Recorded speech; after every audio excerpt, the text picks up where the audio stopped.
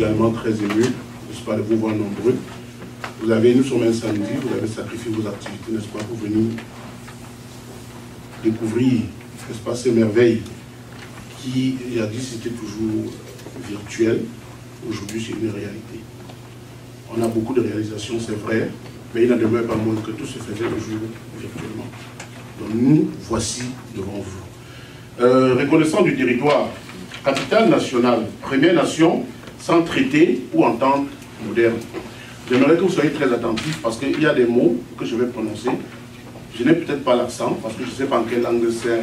Je tiens à souligner que la terre sur laquelle nous sommes rassemblés font partie des territoires traditionnels non cédés du peuple Anishinaabe, regroupant les Algonquins, les Outaouais, les Saulteaux, les Ojibwés, les Ojibwés, les Mississaugas et les Potawatomi. Pour comprendre quand même que c'est un peu plus de faire partie aujourd'hui de cette grande famille qui est le Canada. Merci. Honorable député de Hall, M. Greg Fergus, honorable député de Pontiac, Madame Sophie Châtel, présente. M. Greg Fergus n'est pas là, mais son adjointe est présente. Monsieur le PDG de Groupe 3737 également. Mes chers membres et invités, bienvenue dans cette somptueuse salle pour l'ouverture des bureaux de dernière demeure internationale et la réception du matériel d'équipement reçu du gouvernement du Canada par le biais de l'initiative Appuyer les communautés noires du Canada. Permettez-moi de rappeler un peu l'historique des dernières demeures internationales. L'organisation a tenu ses premières rencontres de réflexion dans les locaux du HEC Montréal au cours de l'année 2017. Le lancement officiel a eu lieu le 2 septembre 2019 à l'hôtel du 65-66 Jarry S à Montréal avec 700 adhérents. En mai 2020, juste au début de la pandémie de la COVID-19, un premier décès est enregistré avec 1594 adhérents. Aujourd'hui, nous sommes à 38 cas gérés et environ 5810 adhérents. Nous avons constaté que les familles immigrants sont peu informées et préparées sur le processus de décès. Elles n'ont pas de préarrangement funéraire et sont incapables de faire face quand le décès survient. Lorsqu'une famille à faible revenu panique et pleure, non seulement pour la perte d'un être cher, mais aussi parce qu'elle ne sait pas où commencer. Elle doit finir par s'endetter pour sortir de la situation. Il faut comprendre qu'il y a un problème, un véritable problème d'injustice sociale vis-à-vis des personnes endeuillées, démunies et vulnérables. Un problème de non-respect des droits fondamentaux des personnes décédées, c'est-à-dire les droits aux obsèques et à une sépulture digne. Il faut avouer que cette injustice a des répercussions à court, à moyen et à long terme sur l'évolution de notre société. Des maladies, des troubles psychologiques, des comportements violents et antisociaux chez les jeunes issus des familles ayant traversé une période de deuil. Dans le but d'améliorer la santé et le bien-être social de ces personnes vulnérables, dont la majorité est issue des communautés canadiennes noires, DDI, à travers ce réseau d'entraide et de solidarité, offre les services suivants. Accompagner dans la dignité le membre décédé en lui assurant des funérailles selon sa volonté et sa culture. Éduquer, informer et sensibiliser sur les enjeux du décès en organisant des activités sur divers sujets.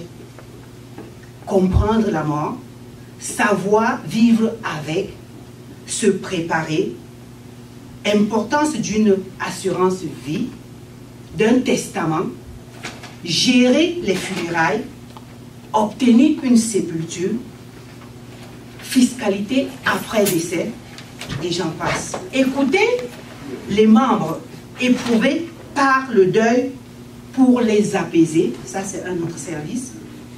Soutenir moralement les familles éprouvées en les accompagnant dans les procédures par des conseils, les références vers les ressources et les visites à domicile. Soutenir financièrement les familles éprouvées en leur reversant les fonds collectés auprès des membres pour acquitter les frais funéraires par notre système d'auto-assurance communautaire. Ceci permet de réduire le poids sur les proches, de vivre le deuil avec moins de stress. La vision de Dernière Demeure Internationale est d'augmenter les adhérents en considérant le nombre d'afro-descendants canadiens ainsi que les sympathisants, d'être proches de nos communautés, de rester à l'écoute des besoins sous-jacents, devenir un véritable pilier de développement social et économique. Comme je l'ai dit déjà, et je ne m'abstiendrai jamais, je lance un appel à toutes les communautés, particulièrement les diasporas africaines, pour qu'elles se joignent massivement à cette dynamique organisation et qu'ensemble, nous puissions réaliser des projets communs. Misons sur l'entraide et la solidarité pour sortir de l'isolement, réduire l'exclusion sociale, lutter contre la pauvreté, s'attaquer aux problèmes de santé mentale, encourager l'implication sociale, augmenter le sentiment d'appartenance partout où on se trouve pour un meilleur vivre ensemble et contribuer à la création de la richesse pour toutes et tous. Je ne vais pas m'attarder longuement sur les activités menées depuis la création jusqu'à ce jour. Les rapports ont été rendus publics, des copies sont disponibles ainsi que la version électronique pour celui ou celle qui en fait la demande. Je dirais juste que l'organisation est partie de zéro en 2019 à environ 6 000 adhérents aujourd'hui. Elle a déjà géré 27 cas de décès avec collecte de fonds de 225 011 $ canadiens pour la couverture des charges funéraires.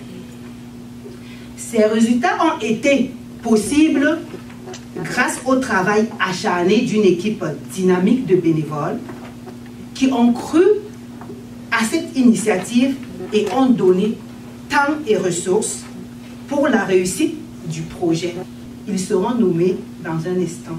L'organisation a énormément besoin de ressources pour consolider sa structure et ses organes afin de renforcer son rôle d'incubateur, de facilitateur et d'appui aux gouvernants dans l'accomplissement de leur mission régalienne auprès des populations. Elle contribuera à détecter les problèmes touchant les droits fondamentaux des populations et faciliter la recherche de solutions pour une amélioration des conditions de vie, de la santé et du bien-être.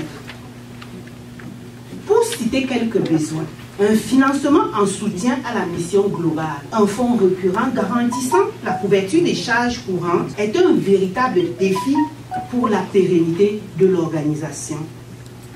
Étant entendu que les frais d'adhésion et de gestion collectés ne peuvent pas couvrir les charges fixes de l'organisation. Les ressources humaines bénévoles s'épuisent et le travail pèse sur quelques membres qui ont, comme tout le monde, un emploi à temps plein, une famille et pour d'autres sont aux études. En ce qui concerne le projet qui nous réunit ici aujourd'hui, la réception d'équipements de bureaux achetés grâce au programme du gouvernement du Canada nommé Initiative à appuyer les communautés noires du Canada. Nous avons préparé un rapport de gestion de projet qui sera présenté sous peu par le président de la commission d'organisation de cet événement, en l'occurrence le docteur Bernabé Ameyogo. J'adresse les remerciements des dernières demeures internationales au gouvernement du Canada pour l'appui multiforme depuis le début de cette aventure, pour le renforcement des capacités, pour l'achat d'équipements de nos 3 bureaux Québec, Alberta et Ontario, sans oublier le programme Nouveaux Horizons pour les aînés, qui nous permet de tenir des séances d'information et d'éducation très appréciées par nos aînés.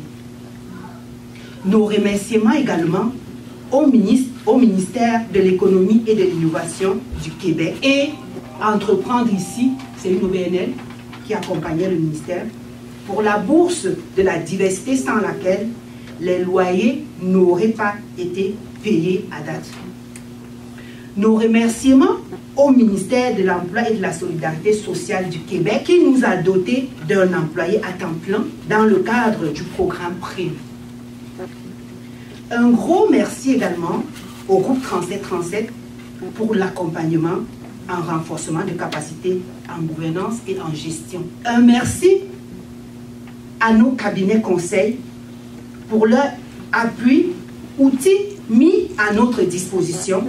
Et je vais citer le groupe CAO, Société en nom collectif, dirigé par Dieudonné Ella Oyono. Assistance et services conseils en gestion, dirigé par Vladimir Tellu. Worldwide TI Resources Inc., dirigé par Jean-François Roger Zepha. Indice comptable CPA, Rudy Sorcipé, et Concertation Montréal, par l'entremise de Philippe Massé. Un gros merci à nos partenaires, le Portail de l'Immigrant Association de Calgary, le PIA, et le Centre international de l'espoir de Montréal pour l'espace de bureau qu'ils nous concèdent gratuitement. Un gros merci à nos membres. Merci à notre adjointe administrative Sandrine, nouvellement arrivée au Canada, qui se débrouille très bien dans l'accomplissement de ses tâches. Je vous remercie et puis je vais ici nommer les membres du conseil d'administration actuel. Alexandre Nguessan, il n'est pas là. Mamadou Ramdé, qui est... Alexandre Nguessan, c'est d'abord le vice-président. Mamadou Ramdé, le secrétaire général, il est là présent. Idel Solo, je crois que je l'ai vu passer. Ah ouais, c'est ça. C'est notre trésorier. Et Jean-Claude Adiao, je ne l'ai pas vu dans la salle. Rosalie Dalla, secrétaire général adjoint. Bachi Choto, qui est notre responsable chargé des TI. Moukoulou Sizongo, administrateur. Charlotte Kaziba Wembewa, administratrice. Serge Tapi, administrateur. Philomène Kouadjo, elle n'est pas là présentement, elle a perdu son papa. Marie-Josée Moukeni, administratrice, elle n'est pas là. Erna Eichetou, elle n'est pas là. Barthélemy Konayao, Daniel Chegué, Shirley Parker, administratrice, elle est pas dans la salle, elle est quelque part, ouais. Et Judy Kwengu et Kazi Koulibaly. Je vous remercie. Wow. Je crois qu'elle a fait un très bon résumé de DDI et de son évolution et aussi des difficultés que l'organisation rencontre. Et c'est dans ce cadre-là que l'organisation a travaillé, a appliqué pour essayer d'avoir un financement au niveau du gouvernement du Canada.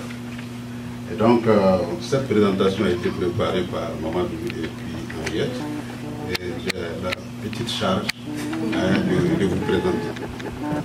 La communauté noire du Canada, c'est un programme du gouvernement fédéral qui planifie avoir 25 millions pour 5 ans pour accompagner la communauté noire un peu partout au Canada.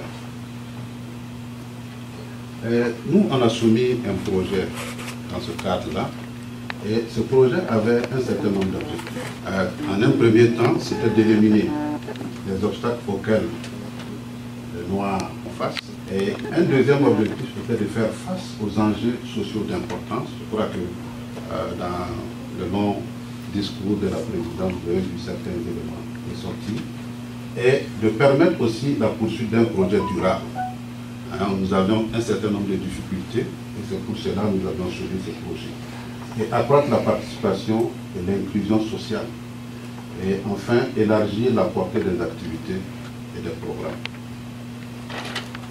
Suite à l'appel à proposition, l'organisation a travaillé pour soumettre un projet le 10 juillet 2020. Et c'était beaucoup plus focalisé sur l'achat d'équipements pour l'espace de travail communautaire.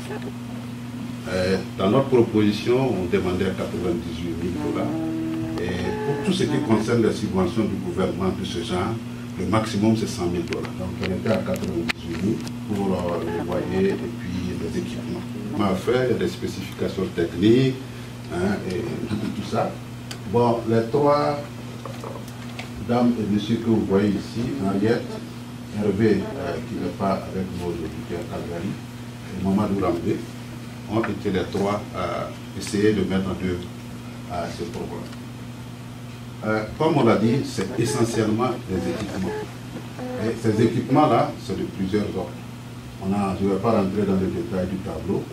Nous avions du mobilier de travail, nous avions des ordinateurs et tout ce qui concerne les outils informatiques. En termes d'étapes, essentiellement on a dit quatre étapes. La première étape, on a pensé que, comme on a eu la subvention qui devrait commencer en octobre, et vous savez que généralement, pendant le Boxing Day, on a la possibilité d'avoir du matériel un peu moins cher. Et donc on a pu profiter de ce mois de novembre pour avoir 4 ordinateurs au lieu de 3 pour faciliter le travail. Et en avril, on a essayé d'accélérer la recherche de local, parce que ça aussi, c'est pas très facile, trouver des locaux. Il faut dire que quand on soumettait ce projet, on n'avait pas pris en compte certains aspects dans la budgétisation, tels que les taxes n'avaient pas été prises en compte. Et vous savez que c'était à une période où on avait la Covid et tous les problèmes logistiques que les gens connaissent avec la pandémie et tout ça. Ça faisait que parfois les matériels n'étaient pas disponibles, ou bien si on les trouvait, le prix était variable, soit en augmentation pour la plupart du temps. Et bien sûr que, comme Henriette l'a dit, nous travaillons beaucoup plus comme des volontaires, et le bénévolat aussi, parfois c'est pas très facile. On essaie de trouver le temps, mais il faut qu'on s'occupe de nos familles aussi, il faut qu'on s'occupe de nos amis, souvent, mais on a pu trouver du temps pour consulter. Et ce qui est intéressant, c'est le travail d'équipe. Quand on a des volontaires qui sont bien engagés, ça donne des résultats. Et ça, je crois que ça a été, tout au long du projet, quelque chose qui a été important. Et nous avons l'esprit de solidarité et de compassion, en observant la réaction des membres, et on a la chance d'avoir quelques familles aujourd'hui ici avec. Nous sommes optimistes par rapport aux activités et à un lendemain meilleur des BDI.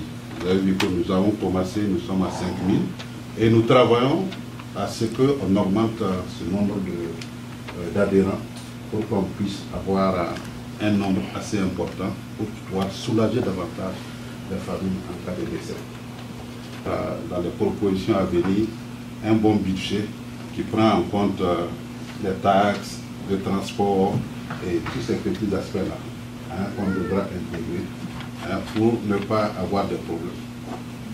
Je crois que c'est notre dernier diapo. Et Je vous remercie pour votre écoute et merci. Merci beaucoup, Monsieur Bernabé.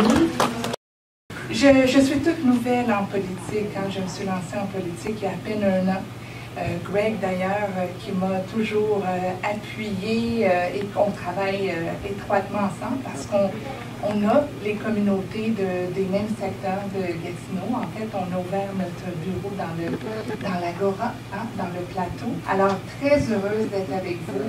Vous savez à quel point vous êtes important pour notre gouvernement. Les communautés noires de l'Outaouais, entre autres, sont très importantes pour la richesse de notre région, de notre belle grande région. Quand vous allez bien, c'est tout l'Outaouais qui va bien. Donc, on est tellement content de vous appuyer avec le projet de l'initiative pour appuyer les communautés noires. C'est un très beau projet et merci d'avoir appliqué pour ces fonds-là et de faire rayonner comme ça la région de l'Outaouais et votre culture qui nous enrichit tous. Vous savez, on subit des moments difficiles au niveau de l'économie. On parle beaucoup d'inflation, on parle beaucoup des mois qui s'en viennent. Ça ne sera pas toujours facile, mais le gouvernement est là pour vous, est là pour les Canadiens, est là pour les gens les plus vulnérables. On fait attention, c'est des moments qui sont difficiles, tout le monde doit faire attention, le gouvernement y compris, mais on n'arrêtera jamais, jamais d'investir dans nos communautés, d'investir pour donner une opportunité à tous les Canadiens et Canadiennes de prospérer dans l'économie, de trouver leur place et d'atteindre leur potentiel parce que ça, c'est une politique économique et sociale qui fonctionne. Alors, avec des projets comme celui-ci, ça démontre à quel point être présent pour les membres de nos communautés au moment où ils en ont le plus besoin, c'est au cœur de nos valeurs. Et ça, c'est bien démontré. Vous l'avez dit, Henriette, et je dois vous faire une petite confidence. Le nom de ma mère, c'est Henriette. Donc, il y a eu une connexion immédiate entre moi et Henriette. Dans des moments comme quand on perd un membre de notre famille, on a besoin de notre communauté, on a besoin des uns et des autres.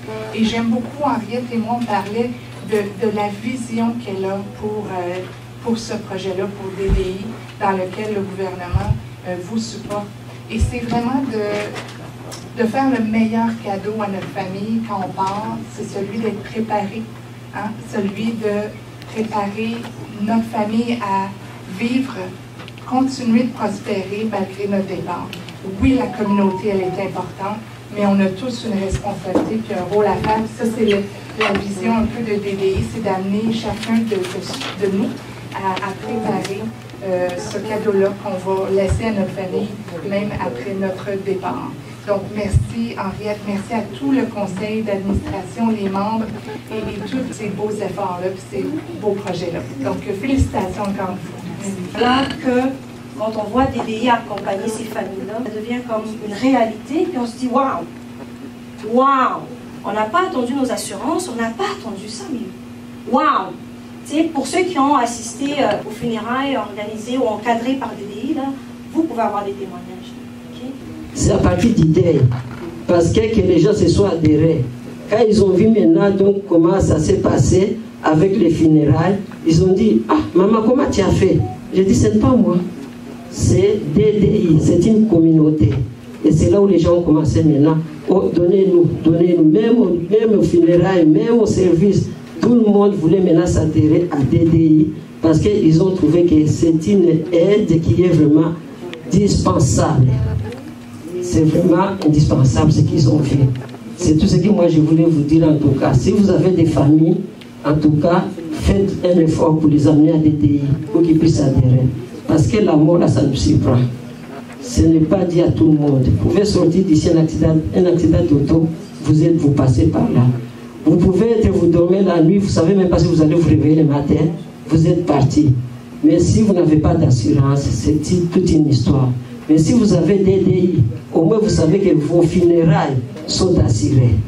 C'est tout ce que moi je voulais dire vraiment. Appelez vos amis pour qu'ils puissent adhérer les membres des familles, ceux qui sont en Europe, ceux qui sont partout, comme moi je l'ai fait maintenant. J'ai dit même à ma famille qui est en Europe, allez chercher DDI parce que moi je ne veux pas de problèmes de cotisation ici. Comme ça, je suis vraiment tranquille que vous allez être enterré avec honneur.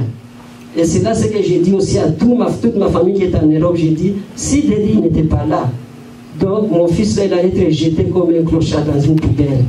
Mais Dieu est bon, qui m'a fait entrer dans cette communauté. Merci beaucoup. Je ne sais pas comment ça se passe, mais il y a quelqu'un qui m'a approché, je ne le connais pas. C'était à Montréal. Pour me dire, tu sais, les parents sont là, mais je l'ai recommandé d'adhérer à une mutualité. J'ai dit, quelle mutualité? Il dit, je veux que tu adhères à une mutualité qui s'appelle DDI. C'était en novembre 2020. Je suis allé faire une recherche par moi-même et je suis tombé sur le site internet de DDI. J'ai pris le temps de m'inscrire moi-même, j'ai pris le temps d'ajouter les membres de ma famille et j'ai pris le temps de créer mon compte. Alors, quand mon père est décédé, je n'ai pas pensé deux fois. J'ai directement contacté DDI, donc je suis allé dans mon compte, j'ai activé que j'ai déclaré son décès. Et le lendemain, il y a Ariad qui m'a appelé, avoir des parents ici qui n'ont pas d'assurance vie, et que les coûts de funérailles déjà, ça a avoisiné dans les 18 000 $. Et je savais que la famille n'allait rien faire. Ça, je le dis sincèrement, je sais que la famille n'allait rien faire. Alors, quand j'ai eu l'appel d'Henriette, ça m'a quand même apaisé déjà. Merci. Ça m'avait déjà apaisé parce que je savais que j'avais déjà une grande part de solution à mes problèmes. Alors, j'étais vraiment très apaisé. Alors, DDI m'a accompagné durant la période de préparation jusqu'à ce que j'ai eu à négocier avec tous les services funéraires que je devais avoir. Au moment où je vous parle, derrière moi, il y a plein de gens qui continuent à adhérer. Donc, c'était juste le témoignage que j'allais partager avec vous pour vous encourager de vraiment continuer à parler de DDI à vos proches, à vos familles, même ceux qui sont aux États-Unis, même ceux qui sont au Canada, même en Europe. Je continue à leur parler. Mais elle, je ne savais pas. Jusqu'au jour où elle est décédée, c'est arrivé vraiment sans prévenir. Un vendredi, on ne savait plus la joindre. Le samedi, on a essayé d'aller chez elle, c'était fermé. Et le lundi, on a découvert qu'elle était décédée depuis le dimanche. Depuis le samedi, la nuit du vendredi à samedi. Donc c'est arrivé comme ça. Généralement, lorsqu'on parle de funérailles dans notre communauté, on dit que préparer ces funérailles, c'est appeler la mort. C'est comme ça que c'est souvent perçu. Moi, je n'ai jamais organisé de funérailles de personne au Canada. Je n'ai jamais eu personne autour de moi, proche, qui soit décédé au Canada. Donc je ne sais rien. Je ne connais pas le système des maisons funéraires ici. Je ne connais pas comment il faut s'organiser avec les cimetières. Je ne sais rien, absolument rien. Donc, le soir où ça a été confirmé, c'est le jour où j'ai découvert que DDI existait. Moi, je ne savais pas. C'est DDI qui a trouvé le moyen de trouver que j'existais. Par la communauté, parce que les gens se connaissent, les gens se parlent. C'est eux qui sont venus vers moi. On ne parle pas de tante chez nous. C'est ma mère qui est décédée. Et puis, j'ai l'appel d'A Charlotte qui me dit que, où est-ce que tu es? Je dis, je suis à la maison. Il me dit, c'est où chez toi? Je lui donne l'adresse. Il me dit, nous arrivons. C'est là que je la vois arriver avec deux autres personnes et qui viennent m'annoncer que ma tante, qui est ma mère, avait été, je ne sais pas si je dois appeler ça clairvoyante ou prévoyante, et elle s'était inscrite dans un truc qui s'appelle DDI. Bon, moi, je suis ingénieur de formation. Donc, j'essaie de comprendre maintenant DDI, un truc, et puis c'est les qui viennent vers moi, je ne les connais pas. Est-ce que vous avez mes coordonnées? Je dis oui, on a trouvé vos coordonnées et tout. C'est quoi DDI? Comment ça m'expliquer? Bon, je me suis senti un peu comme... Enfin, j'avais des gens qui pouvaient me donner des références de quelque chose qui était concret. Moi, aujourd'hui, je viens vous dire une chose. Organiser vos funérailles, ce n'est pas appeler la mort. En tout cas, moi, je suis encore vivant. Ça fait 15 ans que je les organise. Je suis encore vivant. En tout cas, moi, je ne suis pas mon président organisé. Et ayant découvert DDI, j'ai appris une chose.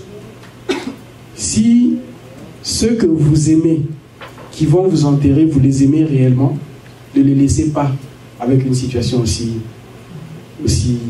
difficile. Ça ne coûte pas grand-chose. Ceux qui ont commencé, qui ont été visionnaires, ils payaient beaucoup plus que ceux que nous déduisons aujourd'hui. Et puis c'est la loi des grands nombres. Plus on va être, plus ce sera simple pour tout le monde. Donc, vraiment partager l'information, donner l'information, il n'y a rien à cacher. C'est transparent. Soyons en règle. Soyons en règle. Soyons en règle. C'est des gros montants. La mort, personne ne la prévoit. Et s'il faut qu'on puisse commencer encore à voir des gens qui doivent vous courir après pour des petits montants comme ça, ça prend quelques temps pour regarder dans son compte de temps en temps. Laissez-y de l'argent. En tout cas, moi, je suis encore vivant. Prévoir moi, je suis vivant. Prévoir ses funérailles, c'est pas appeler la mort. Donc, c'est vraiment tout ce que j'avais à partager avec vous. Là, je continue à partager la nouvelle. C'est une très bonne place. Moi, j'ai des assurances. Mais je garde encore des DI. Là où je travaille, parce que je suis technicien des engins lourds dans la construction, j'ai des assurances.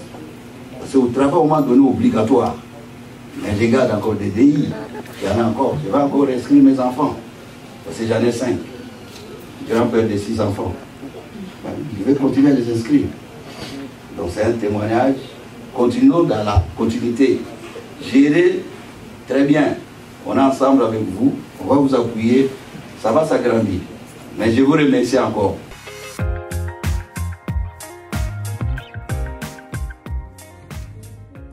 Bonjour à tous. J'espère que vous allez bien. Je m'appelle Sylvie Setepa. Je suis originaire du Togo. Cela fait 25 ans que je suis au Canada. Malheureusement, il m'est pas possible de me présenter pour l'inauguration des nouveaux locaux de DDI, mais il était important pour moi de faire cette petite vidéo pour témoigner de ma récente expérience chez DDI.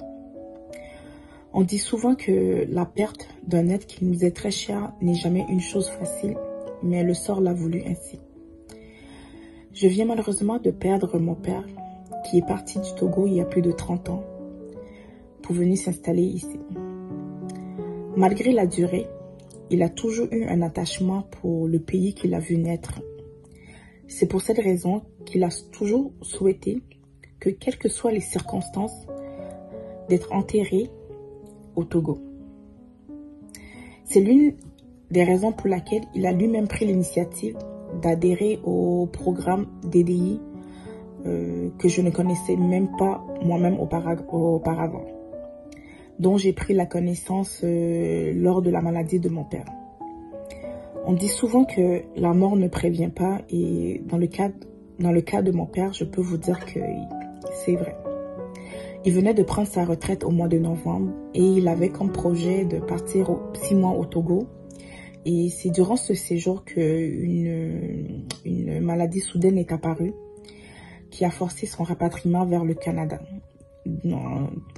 Durant son retour, il a été hospitalisé et dont malheureusement la maladie, son état s'est détérioré rapidement.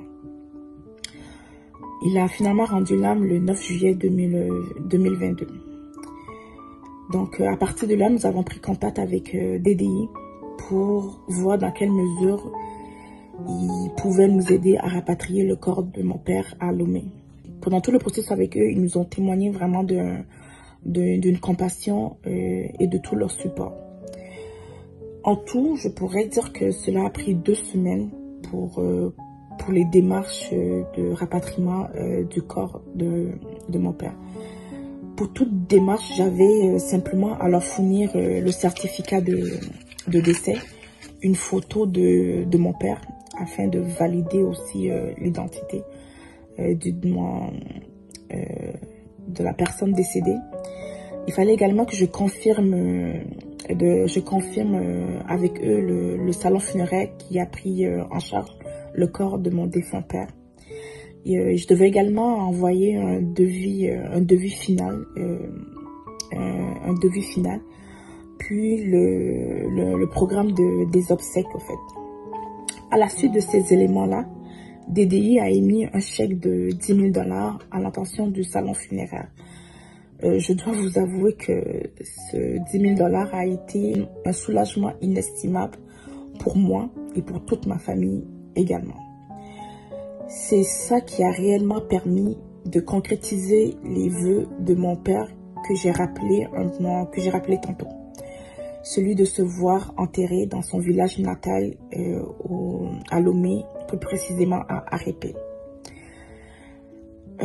C'est vraiment un poids que DDI nous a aidé à décharger. Devant la mort, nous sommes fauchés de perdre quelqu'un qui nous est très cher. Donc il n'y a plus été besoin, il n'y a donc plus été besoin de rajouter un stress financier à nos peines et à nos douleurs. Donc je voudrais profiter de cette opportunité que vous m'accordez et qui m'est offerte aujourd'hui de témoigner de ma reconnaissance et de ma gratitude à l'endroit de toutes les personnes, tous les responsables au fait de DDI, mais spécialement à l'égard de la secrétaire Sandrine, tellement sympathique et toujours disponible à aider lorsque j'avais des questions à lui poser. Donc j'aimerais souhaiter comme une longue vie à DDI pour que d'autres personnes comme mon père puissent en bénéficier. Merci. Honneur à notre grand conseil, le premier conseil de DDI qui vient d'arriver, M. Dieudonné Layono. On va vivre la coupure du ruban pour nos bureaux. Et merci au gouvernement du Canada, merci au gouvernement du Québec pour tout ce qu'ils font pour nous. Alors, avec votre autorisation, je vais couper le ruban.